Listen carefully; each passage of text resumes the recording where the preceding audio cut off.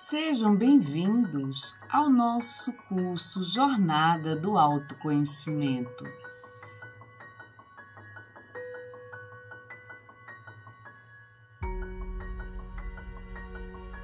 Não se esqueçam de se inscreverem no nosso canal, darem o seu like e fazerem seus comentários.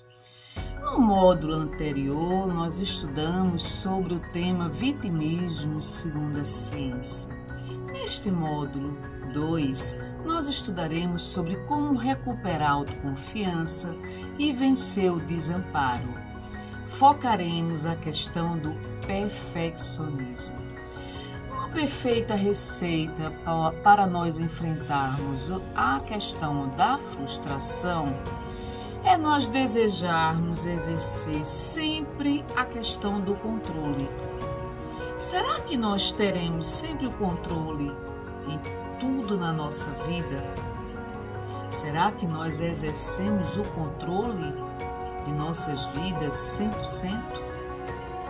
Em todos os aspectos da nossa vida? Será que existem fatores incontroláveis na nossa vida?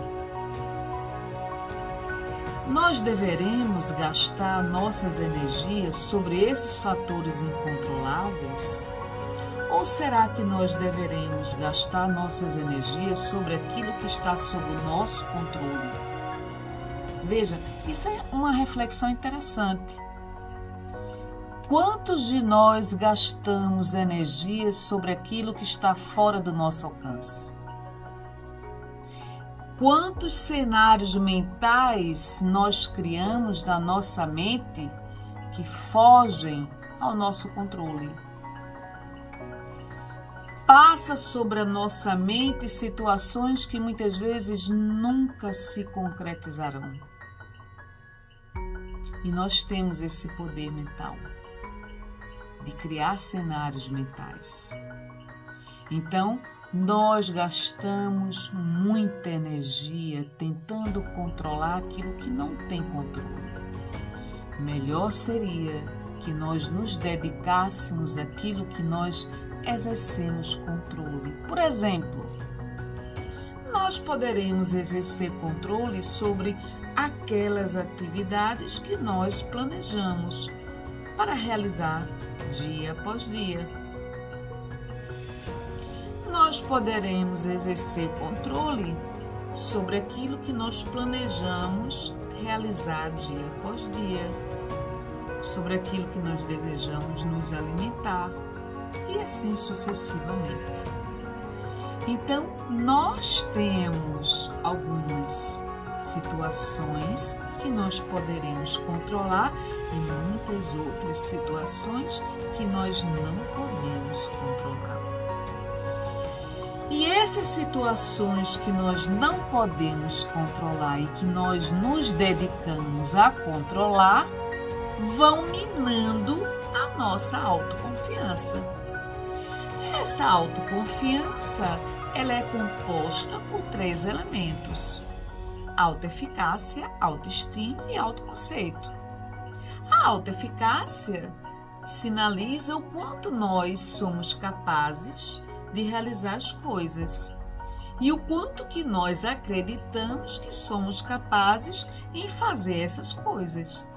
A autoestima significa o valor que nós acreditamos e que enxergamos que nós possuímos, o valor próprio. E o autoconceito é o conceito, o conjunto de crenças que nós possuímos e que faz com que nós sejamos nós mesmos. Então, se eu tenho a autoeficácia, a autoestima, o autoconceito abalado, obviamente que minha autoconfiança também será abalada, certo? Então, essa autoconfiança é o resultado da autoeficácia, autoestima e o autoconceito. Vamos agora para o slide número 14 da nossa apostila. Faces ocultas do perfeccionismo. Maximização decisional. Nós vivemos num mundo que temos muitos parâmetros de comparação. Comparamos nossas escolhas com outros caminhos possíveis. Decisões e escolhas são diferentes. A pessoa maximizadora tem dificuldade de tomar decisão. A decisão é prejudicada pela maximização. De tantos caminhos diferentes, perde-se muito tempo para tomar uma decisão. Ela é estressante, te deixa ansioso e isso se chama ansiedade decisional. O perfeccionismo trava a decisão e impede a escolha.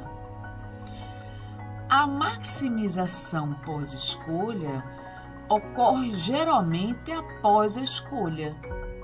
Normalmente, o perfeccionista ele se arrepende depois da escolha feita.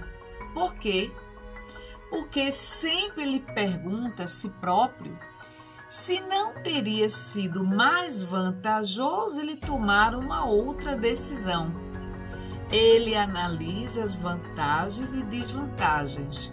Como ele é extremamente perfeccionista, ele sempre se questiona se uma outra decisão não seria mais vantajosa para ele próprio.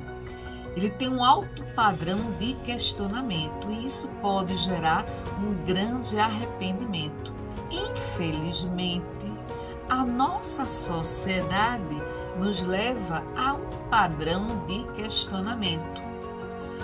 E esse padrão de questionamento faz com que nós nos arrependamos em relação ao que nós somos, ao que nós temos e ao que nós fazemos. É um padrão comparativo e altamente competitivo. Nós estamos sempre nos comparando em relação ao que nós somos, ao que nós temos e ao que nós fazemos, uns em relação aos outros. Obviamente, isso gera um sentimento de frustração e, por que não dizer, incompletude. E nessa frustração e nessa incompletude, nós achamos sempre que existem pessoas ideais em relação a nós.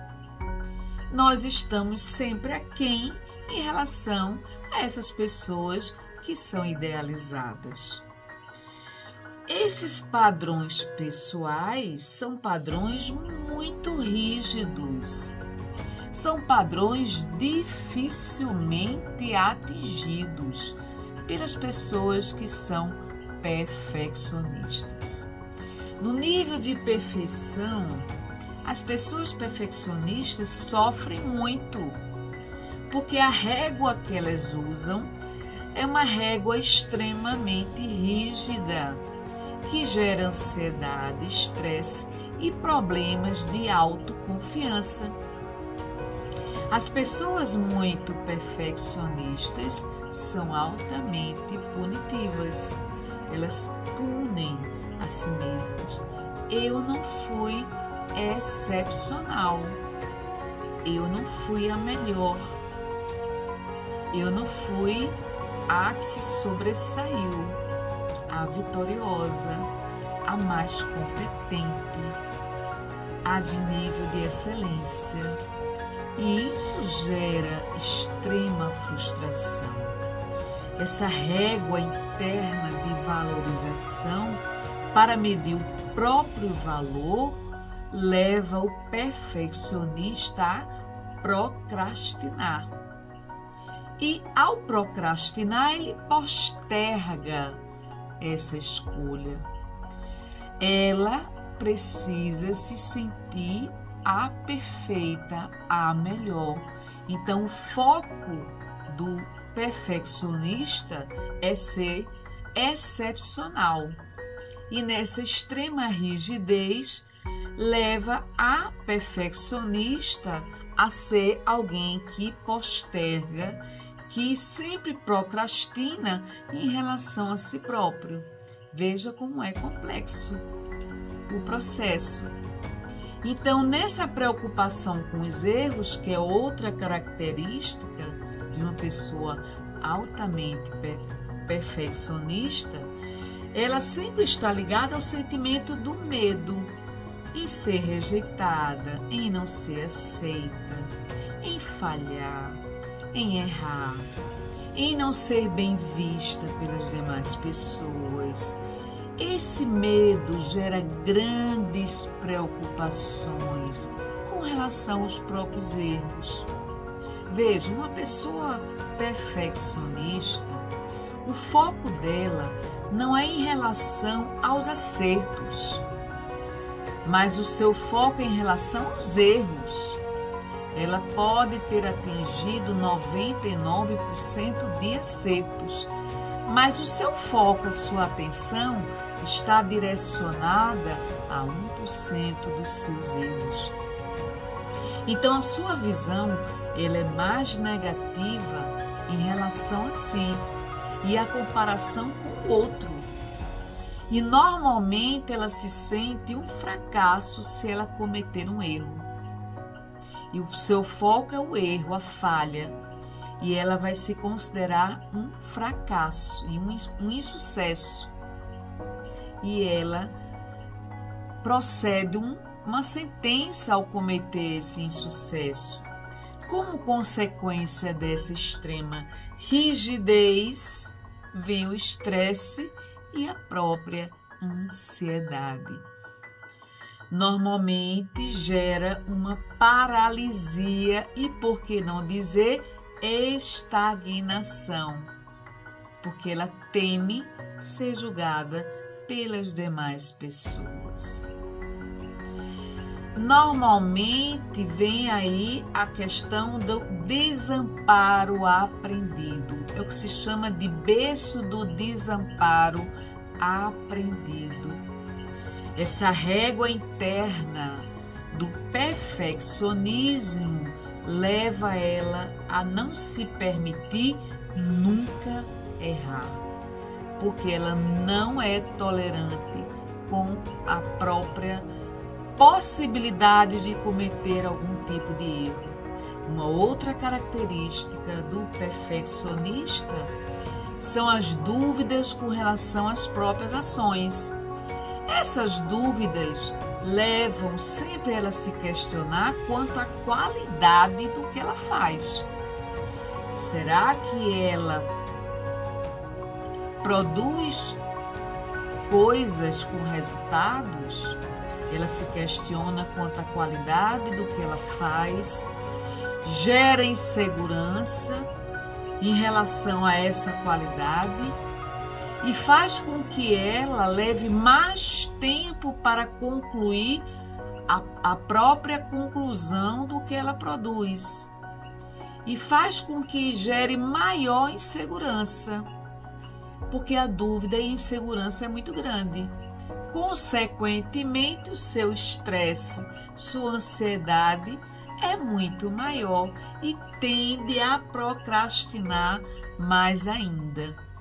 Porque no desejo da perfeição do seu produto, ela gasta muito mais tempo aprimorando a sua produção e acaba por procrastinar, adiar aquilo que ela está elaborando em busca da própria perfeição. Outra característica do perfeccionista é a questão da organização. O perfeccionista só funciona com tudo em ordem. O perfeccionista não sabe trabalhar se não for em cima da organização, da perfeição. E, obviamente, isso gera estresse, ansiedade e, novamente, a procrastinação. Outra característica do perfeccionismo é a crítica familiar, que é uma causa geradora do perfeccionismo, né? Esse ambiente familiar que gera muita crítica, normalmente os pais são extremamente críticos e que faz com que essa criança, esse adolescente ou mesmo adulto se sinta sempre aquém da sua competência ou capacidade de autorrealização. E isso faz com que a sua autoestima seja abalada. Outra característica é essa expectativa familiar. A família impôs regras muito rígidas em relação a essa criança e esse adolescente. A palavra elogio nunca existiu. Ele nunca foi elogiado, ele nunca se sentiu uma pessoa valorizada, elogiada e, ao mesmo tempo, internalizou expectativas irreais com relação a si próprio. Internalizou uma autoimagem distorcida sobre si mesmo.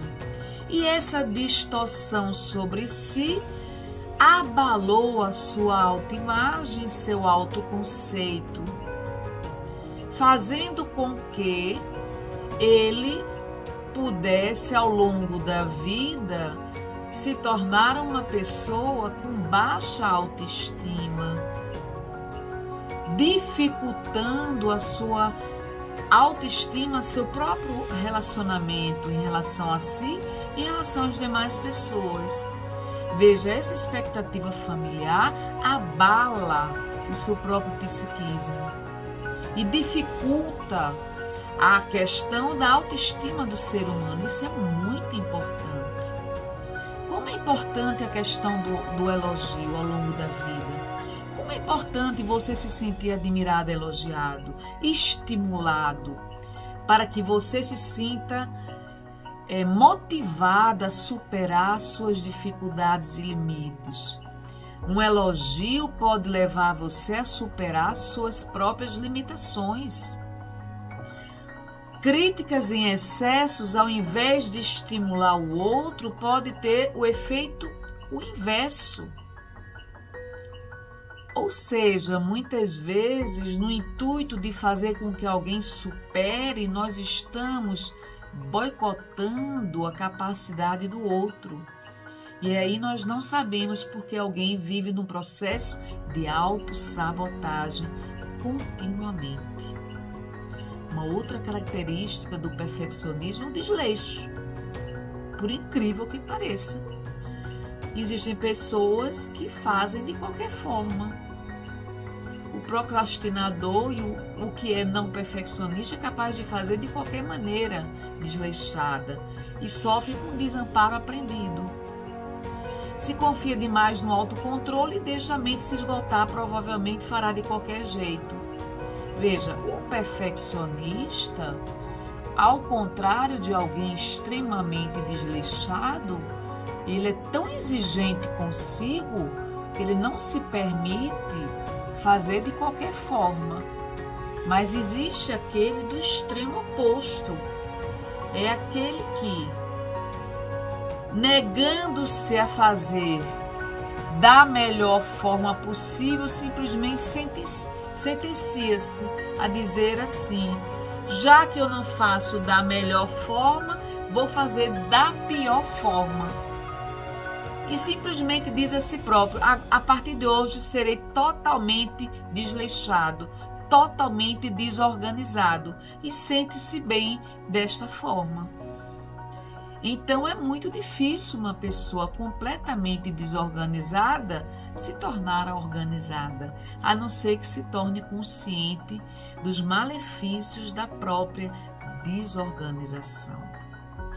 E aí nós iremos dar algumas dicas agora de como combater algumas situações que nós nos sentimos prejudicados.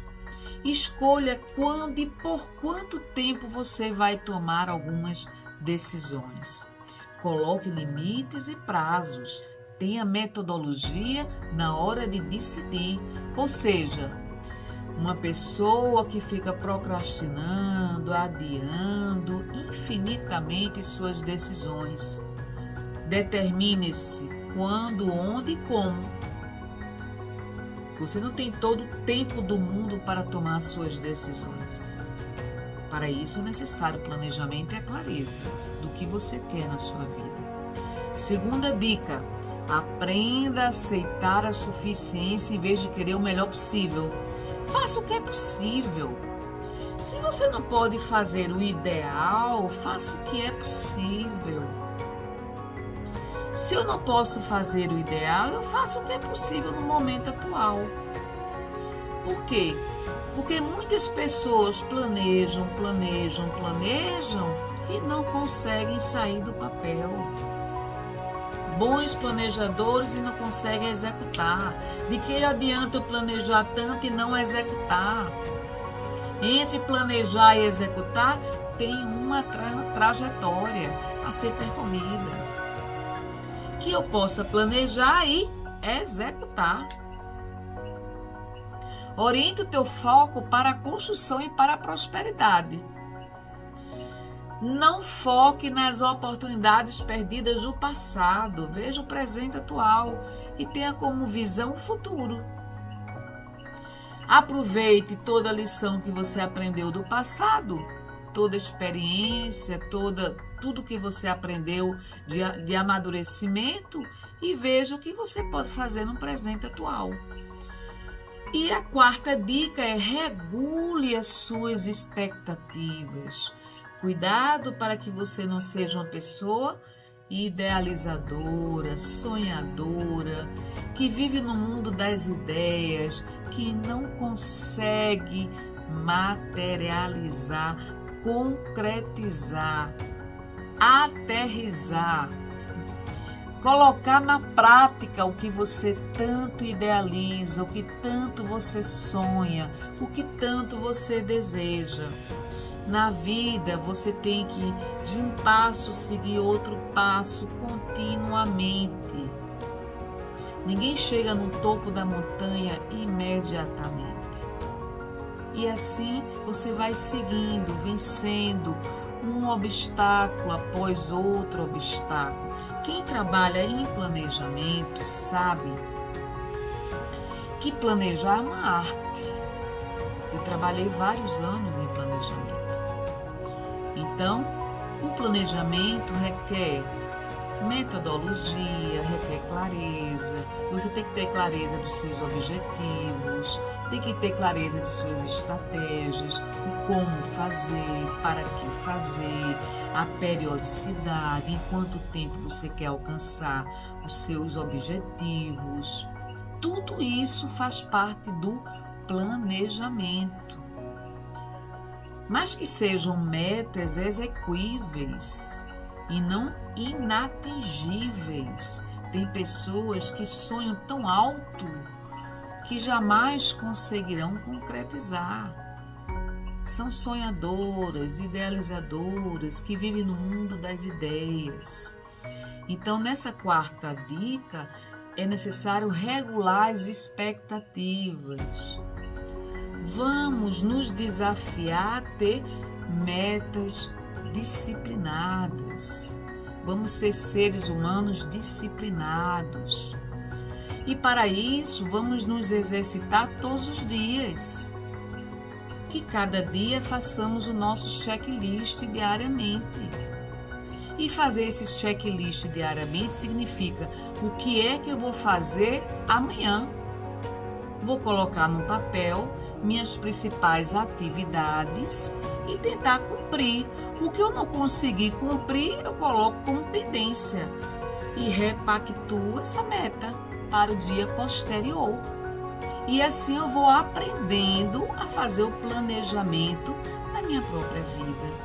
Não é tão complicado assim. Então, quando a gente faz planejamento, a gente aprende a fazer planejamento de tudo na nossa vida, tanto do lado financeiro como do lado material, em todas as nossas áreas.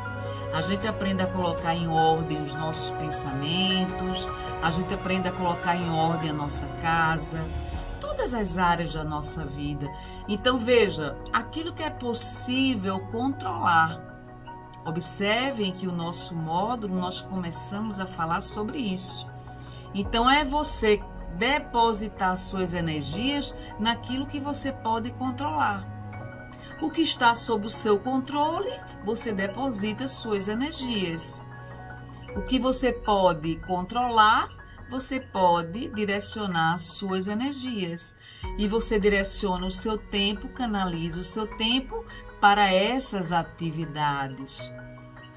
E ao longo do dia, você direciona suas energias. No final do dia, você se apercebe que valeu a pena este dia. Você não desperdiçou o seu dia. Isso se chama planejamento, ok? Então agradeço a vocês nos acompanharem até este módulo. No terceiro módulo, nós iremos nos detalhar um pouco mais sobre a questão da procrastinação.